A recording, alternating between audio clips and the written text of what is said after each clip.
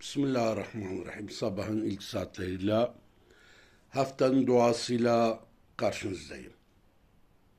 Şöyle diyorum, şarap haram, pekmez helal. İkisi de pekmez suyu. Kibir haram, vakar helal. İkisi de insan huyu. Kabil zalim, Habil mazlum. İkisi de insanoğlu. Cennet hak, cehennem hak. İkisi de yolun sonu. Ya Rabbi, sen bizi kötü huydan, kötü sondan bizleri koru.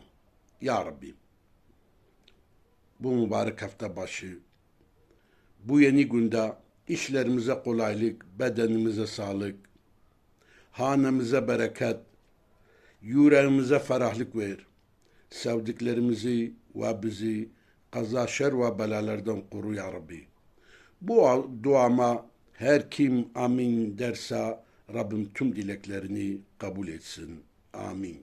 Ya Rabbi, içinde çıkamadığımız zorlukları kolaylaştır.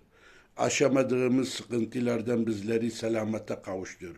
Bizleri nefis ve şeytanın şerrinden, bütün kötülüklerden, kaza ve belalardan muhafaza eyle.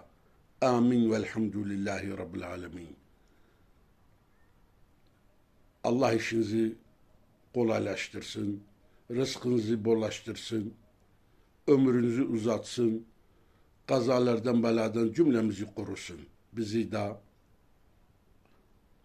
memleketimizi de, apartmanımızı da, şehrimizi de, mahallemizi de, tüm ümmeti Muhammed'e sıhhat, selamet, birlik, beraberlik ihsan eylesin.